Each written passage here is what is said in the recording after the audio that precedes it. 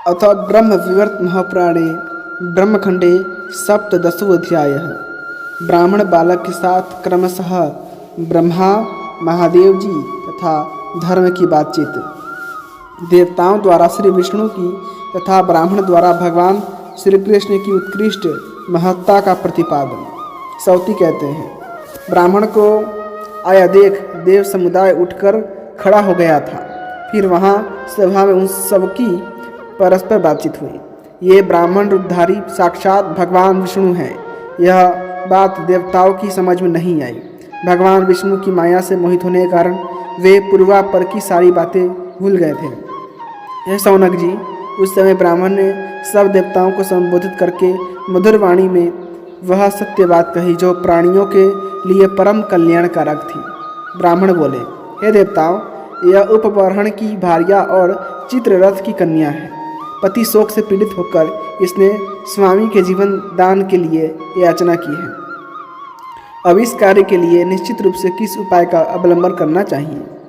सब देवता मिलकर मुझे यह उपाय बताएं जो सदा काम में लाने योग्य और समयोचित हो। मालावती श्रेष्ठ सतीवम तेजस्वनी है।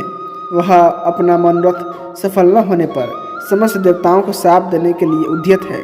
अतः आप लोगों के कल्याण के लिए मैं यहाँ आया हूँ और मैंने सती को समझा बुझाकर शांत किया है। सुना है आप लोगों ने श्वेत द्वीप में श्री हरि की भी स्तुति की थी, परंतु आप लोगों के वे स्वामी भगवान विष्णु यहाँ आए कैसे नहीं?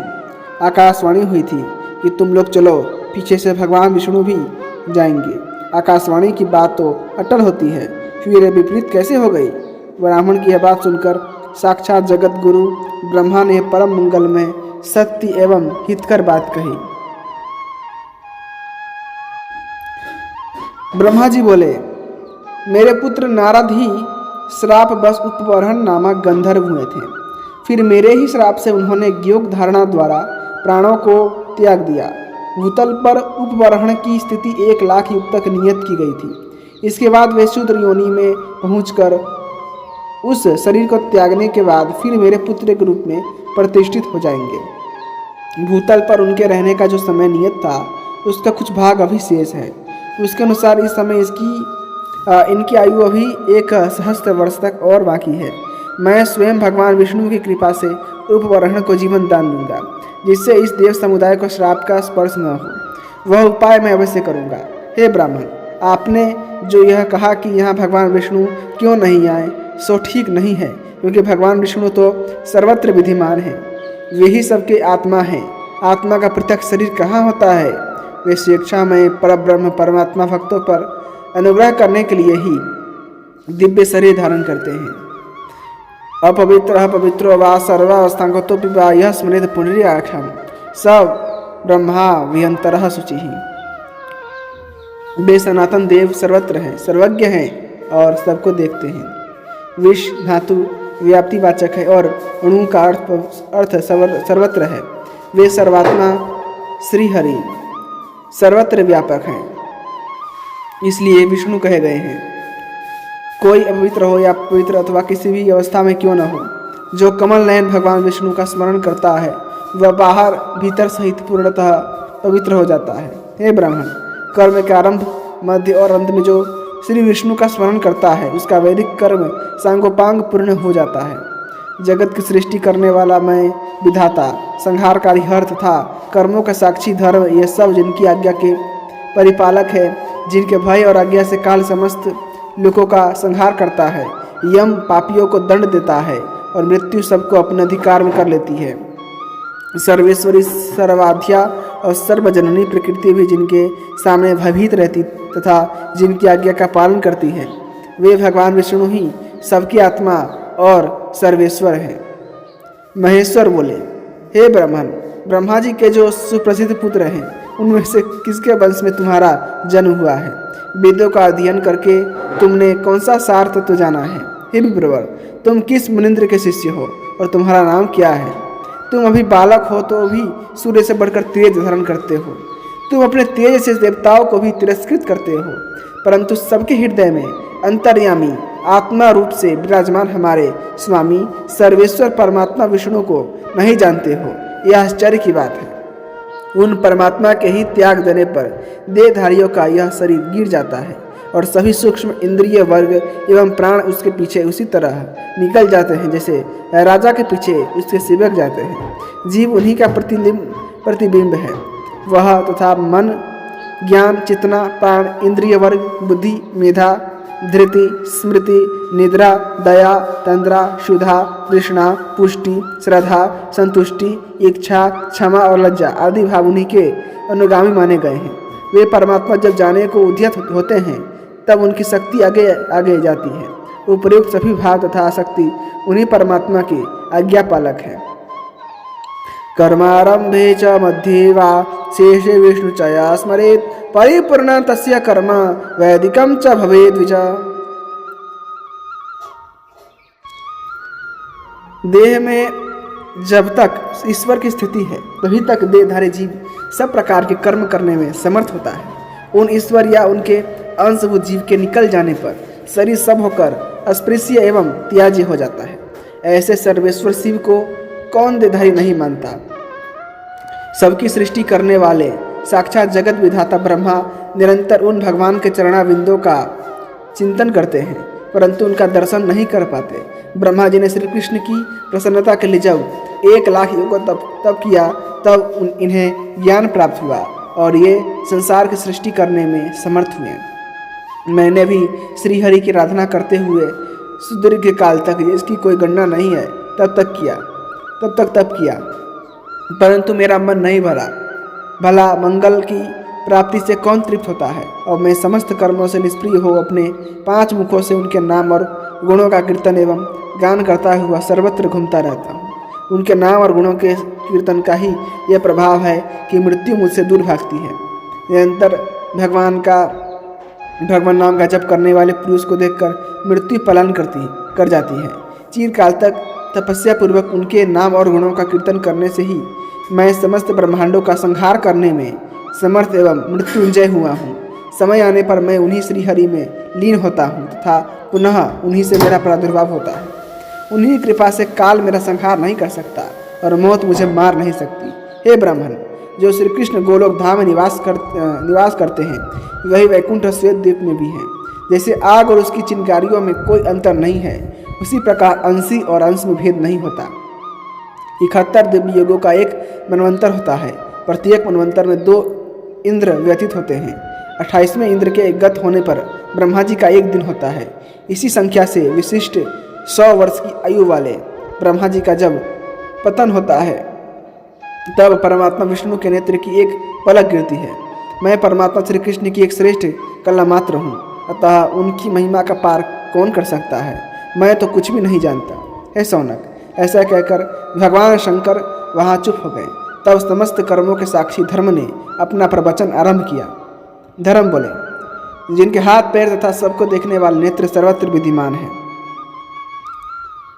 जो सबके अंतरात्मा स्वरूप से प्रत्यक्ष हैं, तथापि दुरात्मा पुरुष प्रभु के सब देश काल और वस्तुओं में विद्यमान होने पर भी जो तुमने यह कहा कि अभी तक भगवान विष्णु इस सभा में नहीं आए, ऐसा किस बुद्धि से निश्चय किया। तुम्हारी बात सुनकर मुनियों को भी मति भ्रम हो सकता है। जहाँ महापुरुष की निंदा होती है वहाँ साधु पुरुष उस निंदा को नहीं सुनते, क्योंकि निंदक श्रोताओं के साथ ही कुंभीपाक नरक में जाता है और वहाँ एक युग तक कष्ट भोगता रहता है। यदि देववश महापुरुषों की निंदा सुनाई पड़ जाए तो विद्वान पुरुष श्री विष्णु का स्मरण करने पर समस्त पापों से मुक्त होता है और दुर्लभ पुण्य पाता है। जो इच्छा या अनिच्छा से भी भगवान विष्णु की निंदा करता है तथा जो नराधम सभा के बीच में बैठकर उस निंदा को सुनता और हंसता है, वह ब्रह्मा जी की आयु पर्यंत कुंभीपाक नरक में पकाया जाता है। जहाँ श्री हरि की निंदा होती है वह स्थान मदिरा पात्र की भांति पवित्र माना जाता है। वहाँ जाकर यदि भगवान निंदा सुनी गई तो सुनने वाला प्राणी निश्चय ही नरक में पड़ता है। ब्रह्मा जी ने पूर्व काल में विष्णु निंदा के 3 भेद बताए थे। एक तो वह जो परोक्ष में निंदा करता है, दूसरा वह जो श्रीहरि को मानता ही नहीं है, तथा तीसरी कोटि का निंदक वह ज्ञानहीन नराधम है जो दूसरे देवताओं के साथ उनकी तुलना करता है। सो ब्रह्माओं की आयु पर्यंत उस निंदक का नरक से उद्धार नहीं होता। जो नराधम गुरु एवं पिता की निंदा करता है वह चंद्रमा और सूर्य की स्थिति पर्यंत कलसूत्र नरक में पड़ा रहता है। भगवान विष्णु तीनों लोकों में सबके गुरु, पिता, ज्ञानदाता, पोषक, पालक, भय से रक्षक तथा वरदाता है। इन तीनों की बात सुनकर वे ब्राह्मण शिरोमणि हंसने लगे। फिर उन देवताओं से मधुर वाणी में बोले। ब्राह्मण ने कहा, हे धर्मशाली देवताओं, मैंने भगवान विष्णु की क्या निंदा की है? श्री हरि यहाँ नहीं आए, इसलिए आकाशवाणी की बात व्यर्थ हो गई। यही तो मैंने कहा है। हे देवेश्वरों, धर्म के लिए सच बोलो। जो सभा में बैठकर पक्षपात करते हैं वे अपनी 100 पीढ़ियों का नाश कर डालते हैं। आप लोग भावुक हैं, बताइए तो सही। यदि विष्णु सदा और सर्वत्र व्यापक है तो आप लोग उनसे वर मांगने के लिए श्वेत द्वीप में क्यों गए थे? अंश और अंशी में भेद नहीं है तथा आत्मा में भी भेद का भाव है। यदि यही आपका निश्चित मत है तो बताइए, श्रेष्ठ पुरुष कला अंश का त्याग करके पूर्णतम अंशी की उपासना क्यों करते हैं? यद्यपि पूर्णतम भगवान श्री कृष्ण की कोटि जन्म तक आराधना करके भी उन्हें वश में कर लेना अत्यंत कठिन है और असाधु पुरुषों के लिए तो वे सर्वथा असाध्य हैं। तथापि लोगों की बलवती आशा उन्हीं की सेवा करना चाहती है। क्या छोटे और क्या बड़े, सभी परम पद को पाना चाहते हैं। जैसे बौना अपने दोनों हाथों से चंद्रमा को छूना चाहे, उसी तरह लोग उन पूर्णतम परमात्मा को हस्तगत करना चाहते हैं। जो विष्णु हैं वे एक विषय यानी देश में रहते हैं, विश्व के अंतर्गत श्वेत द्वीप निवास करते हैं। आप ब्रह्मा, महादेव, धर्म तथा दिशाओं के स्वामी दिक्पाल भी एक देश के निवासी हैं। ब्रह्मा, विष्णु और शिव आदि देवेश्वर, देव समूह और चराचर प्राणी सब भिन्न भिन्न ब्रह्मांडों में अनेक हैं। उन ब्रह्मांडों और देवताओं की गणना करने में कौन समर्थ है?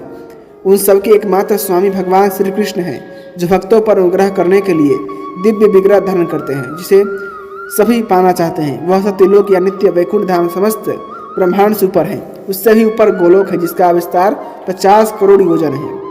वैकुंठ धाम में सनातन श्री हरि 4 भुजाधारी लक्ष्मीपति के रूप में निवास करते हैं। वहाँ सुंदर, नंद और कुमुद आदि पार्षद उन्हें घिरे रहते हैं। गोलोक में वे सनातन देव 2 भुजाओं से युक्त राधा बल्लभ श्री कृष्ण के रूप से निवास करते हैं। वहाँ बहुत सी गोपांगनाएं और गौवे तथा द्विभुज गोप पार्षद उनकी सेवा में उपस्थित रहते हैं। वे गोलोकाधिपति श्री कृष्ण ही परिपूर्णतम ब्रह्मा है। वे ही समस्त देहधारियों की आत्मा है। वे सदा शिक्षा में रूप धारण करके दिव्य वृंदावन के अंतर्गत रासमंडल में विहार करते हैं। दिव्य तेजोमंडल ही उनकी आकृति है। वे करोड़ों सूर्यों के समान कांतिमान हैं। योगी एवं संत महात्मा आदि सदा उन्हीं निरामय परमात्मा का ध्यान करते हैं। नूतन जलधर के समान उनकी श्याम कांति है। 2 भुजाएं हैं। श्री अंगों पर दिव्य पीतांबर शोभा पाता है। उनका लावण्य करोड़ों कंदर्पों से भी अधिक है। वे लीलाधाम हैं। उनका रूप अत्यंत मनोहर है। किशोर अवस्था है। वे नित्य शांत स्वरूप परमात्मा मुख से मंदमंद मुस्कान की आशा रूप आभा बिखेरते रहते हैं। वैष्णव संत उन्हीं सत्य स्वरूप श्याम सुंदर का सदा भजन और ध्यान करते हैं। आप लोग भी वैष्णव ही हैं और मुझसे पूछ रहे हैं कि तुम्हारा जन्म किसके वंश में हुआ है, ऐसा तुम किस मुनींद्र के शिष्य हो? ऐसा प्रश्न मुझसे बार बार किया गया है। देवताओं, मैं जिसके वंश में उत्पन्न हूँ और जिसका बालक शिष्य हूँ, उन्हीं का यह ज्ञान में वचन है। तुम लोग इसे सुनो और समझो। हे देवेश्वर सुरेश, गंधर्व को शीघ्र जीवित करो। विचार व्यक्त करने पर स्वतः ज्ञात हो जाता है कि कौन मूर्ख है और कौन विद्वान। अतः यहाँ वाग युद्ध का क्या प्रयोजन है? हे शौनक, ऐसा कहकर वे ब्राह्मण रूपधारी भगवान विष्णु चुप हो गए और जोर जोर से हंसने लगे। इति ब्रह्म विवर्त महापुराणे ब्रह्मखंडे सप्तदशोऽध्यायः संपूर्णम। इसी के साथ ब्रह्म विवर्त पुराण के ब्रह्मखंड का 17वां अध्याय संपूर्ण हुआ। यदि आपको भगवान श्री कृष्ण की कथाएं पसंद आ रही हैं तो कृपा करके वीडियो को लाइक करें, चैनल को सब्सक्राइब करें और अपने दोस्तों के साथ अवश्य शेयर कीजिएगा। धन्यवाद। जय श्रीमन्नारायण, जय श्री कृष्ण, राधे राधे।